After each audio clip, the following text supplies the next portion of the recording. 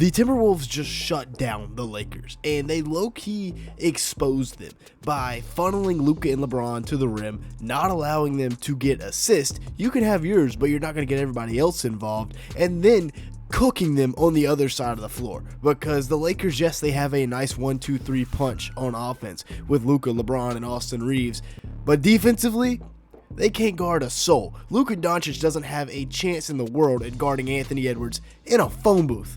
They're exposing mismatches all over the court. Any chance they get to switch Luka onto Ant or Julius Randle or Naz Reid or Jaden McDaniels, any of those guys, it's over because he just can't guard any of them. And really at this point at 40, LeBron can't either. Neither can Austin Reeves. The Lakers might be cooked. The biggest thing that stood out to me, though, was that Luka only had 1 assist. The Lakers have a 2-8 record this year when Luka has less than 5 assists, Lakers and Mavs combined, but when he has 10 or more, they have a 9-2 record, which obviously is very evident of what Luka can do with the ball, getting others involved, and how those guys have to make shots.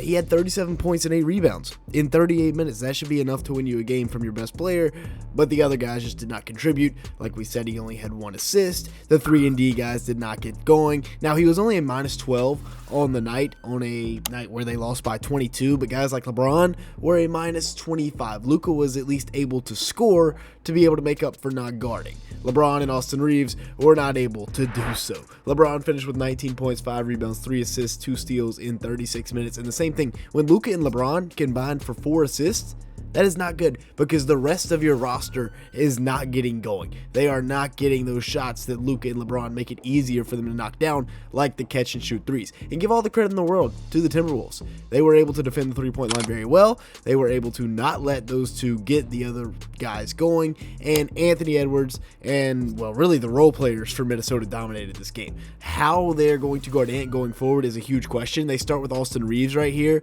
Jackson Hayes hedges, and he just splits him and gets right to the rim.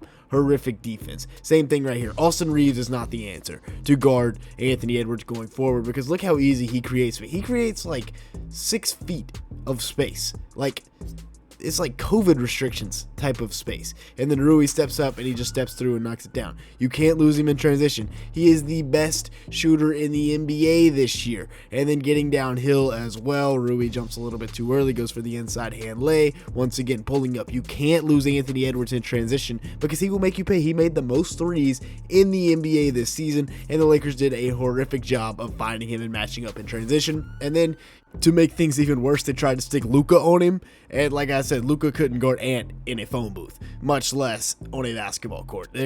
He's a traffic cone for Anthony Edwards at this point. He's just doing drills. What is this? This is how we're going to guard the best three-point shooter in the NBA this year with our hands down by our side, and he's just going to pull up over you and then point at you on his way down the court. He made 323s this year, which led the league. He also averaged 27.6 points per game, which was good enough for 5th in the league, and he did that on 40% shooting from beyond the arc.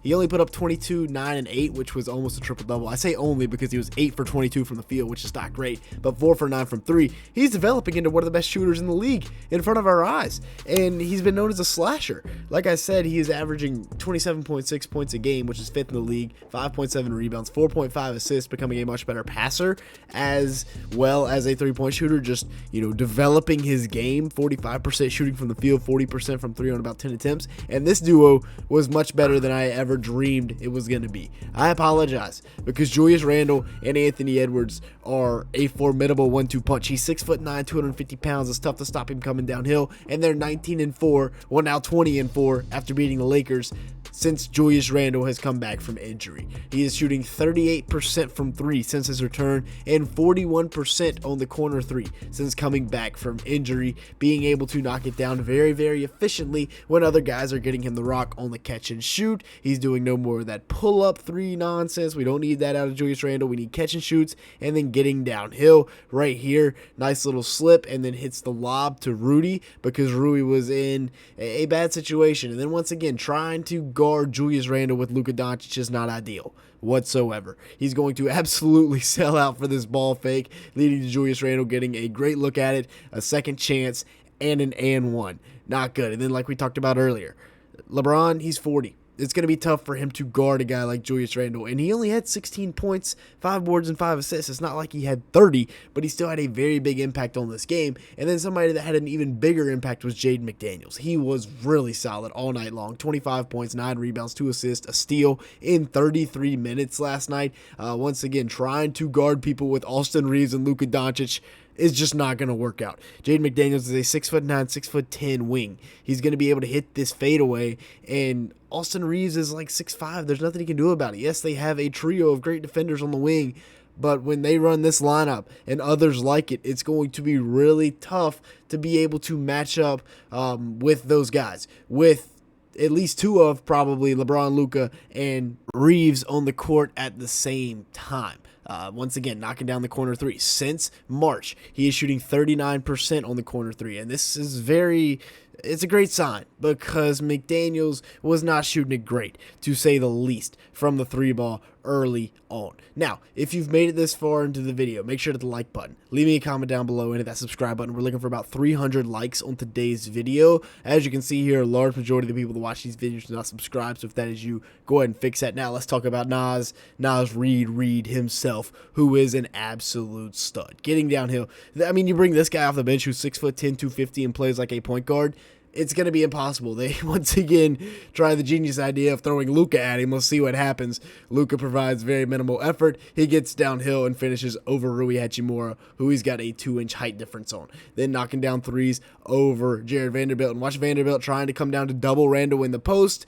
Relocation here by Naz Reid, catching fire. And it's a knockdown. Easy buckets right here. He was on fire from behind the arc. And when you're getting looks like this, where there's nobody within 6 feet, yeah, it's going to go down a lot. 6 for 9 from beyond the arc, 8 for 12 from the field on the night. In transition, corner three ball, that is tough right in front of the Lakers bench, letting them know about it. Since March, he's shooting 46% from the corner three. Everybody on this team is shooting extremely well from the corner pocket, and it's showing. Right, this team is hitting their stride at the right times, and it's beautiful to watch because right now they are exposing the Los Angeles Lakers defensively. Once again, catching the rotations here where Luka is guarding Naz, and it just doesn't work out because Naz Reid went for 23, 5, 2, and 2 in just 31 minutes. They also had some glue guys play really good basketball. Nickeil Alexander-Walker, he averages about 10 a game on the season. He can come in and knock it down. Dante DiVincenzo, honestly, he deserves his own portion of this video because he has been so big down the stretch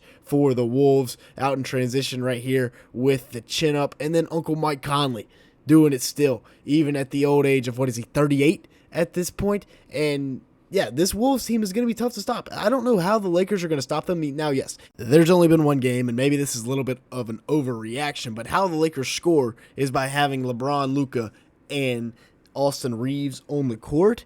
And they just can't do that and be able to stop the Timberwolves. Now, maybe if the Wolves have an off shooting night, because yes, they did shoot 50% from three, but the Lakers shot 37% from three.